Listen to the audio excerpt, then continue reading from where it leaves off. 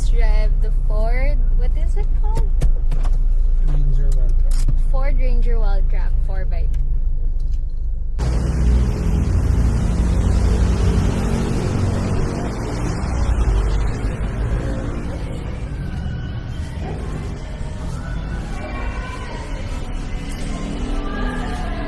Driving comfortability. Driving comfortability is Driving enjoyability. yun yung what we're looking for. That's the most important. The one at our back. Mabigat. Is it? Oh, it's not heavy. But for me, it's heavy. It's heavy for me.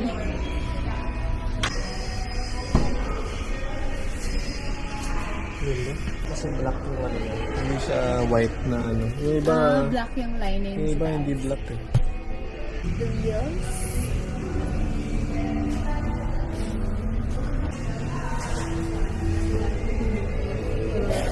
Extra wheel and the lights.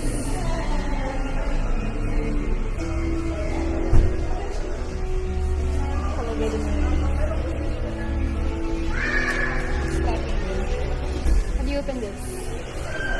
Oh, push lang siya. Dito. Push it lang. Ayan yung red Parking sensor na ata yun. sensor lang Or, siya. or ba, Parang either mirror camera din. or hindi siya Ay, sensor. camera. May lock din siya. Can you open it? Baba ko ah. Pag mga industrial, pwede mong, pagkari wood, mag-tap ka ng wood dito pwede. Pasok mo yung wood dito. Tapos pwede mga yan dito. Anong wood? Itatap mo kahit anong wood. Bago sa mga pag-tanking. Ano? As in, papasok lang. Tapos mo yung wood. Tapos mo yung pwede mo yan. Para steady. Para steady.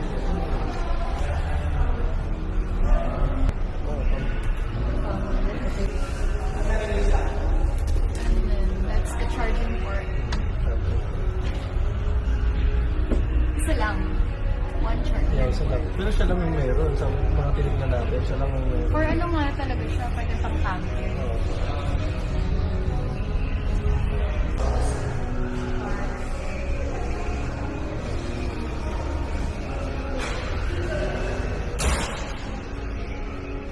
Yung side mirror ha. So, kung i-adjust mo pa po. Ito left. So, adjust nyo lang left and up down. Sabi nga, left, right. Left, right. Tapos ito, adjust mo yung seat mo. 1, 2, 3, 4. So, adjust nyo na lang. Driver position. Comfortable. Ang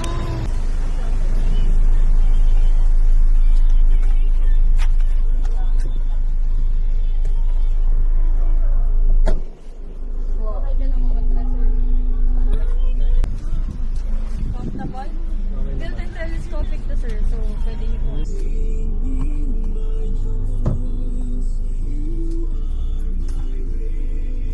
So there's a charging port here. And medyo malaki yung center niya. Wow, mga natutunan ko sa mga reviews. So, window. Paano sa adjust, ma'am? Ganda ng sticker. Left. Ah, okay. Left. Pwede mo Kampi pala naman. yun. Okay.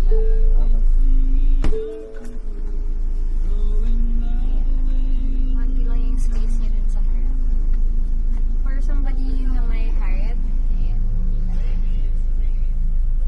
Tapos malaki naman yung headroom. Sige po. Ito. Ito, ma'am. Paano na-adjust? Manual lang yan, sir. Awan lang. Po, sir. Mayroon lang po sa dito sa pwede ka naman dito po. Presyo naman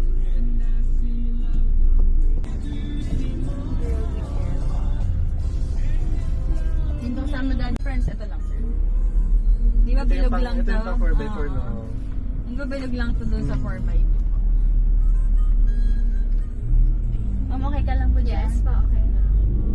Yung 360 view camera sir, lumalabas lang naman siya pag park Park lang. or reverse, ganun lang. Ma'am, kasi search ko rin kagabi, anong difference ng Turbo Sport naman sa Wild Trap? Ang Waltra kasi sir, more on accessories lang talaga. Yung Saka additional safety, na? oo. Kasi, for 4x2 lang nga pala pinag-uusapan natin, sir, no? Well, sa 4x2 na sport and then sa wild track po na sport, ang screen ng 4x2 mas maliit. Maliit lang, hindi siya ganito kalaki. Oo, pang wild track lang po yung 12 inch. Tapos syempre, yung mga stitching natin ng ganito. Pati yung design sa likod. Correct. Actually, ito medyo... Ay, yung design sa interior, ay sa exterior pala na iba doon. Pag sport kasi black lang eh. Walang ganito sa likod. Yung ganyan. Tapos, yun nga, yung sports bar, yung roof rack, wala si sport Wala si lahat sport. yan, sir. Ano pa ba? Yung design ng harapan, magkaiba sila. Magkaiba din. Oo, yung, although pareho sila ng size ng gulong, magkaiba rin lang design. Sa Iba ito yung- ang laki ng difference ng turbo sport sa ng wild track na 4x2. Laki ng the difference ng 1.9, ano na to, sir? Oh, 1.990 something. Ganun. 1964 na to, sir. Pero on, naalala ko nga, ito ba yung may discount na na malaki? mas malaki Wild discount track, dito, no? 170. Diba? So, kaya nga eh, pag kinonfirm mo, pag may kasamang discount, halos same na rin siya ng ano eh. Pero kung kukuha ka na rin lang, sir, mag-wild track ka na kasi at least nandun na lahat din ng mga accessories na hindi na... Pero may kumukuha ba ng turbo sport? Meron. Depende kasi sa budget pa rin din, sir. Bagay.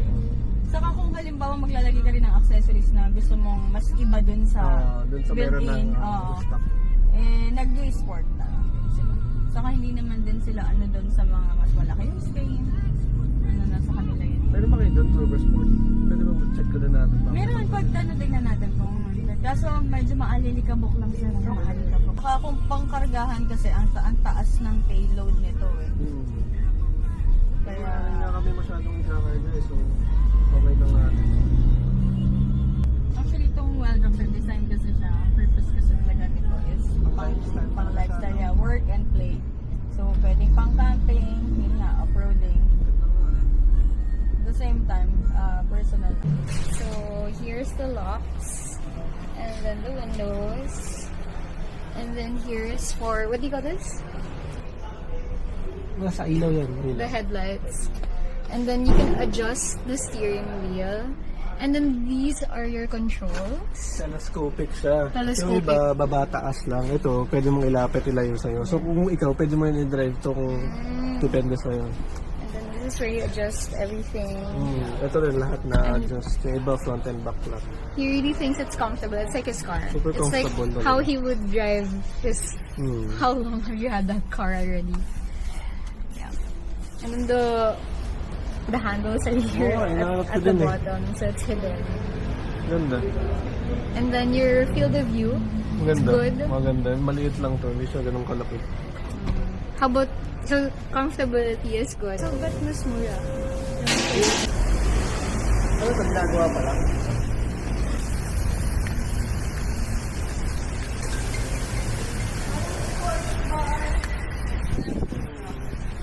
This pointing out features. Wali. Nahihirapan ako sa electric eh. Oh, it's like the same. Constante nga yung features niya. Pero ano same lang, di ba? Yung monitor lang daw, mas maliit yung monitor. Telescopic pa yung windshield. Telescopic din yung ano. Telescopic windshield. Pati ito, ano rin? O manual na to? Ito manual. Manual daw yung adjust. Sa likod, Nakakasin nga lang. may vents din ba? Wala rin aircon vents sa likod. Sa likod. Ito rin walang saksakan.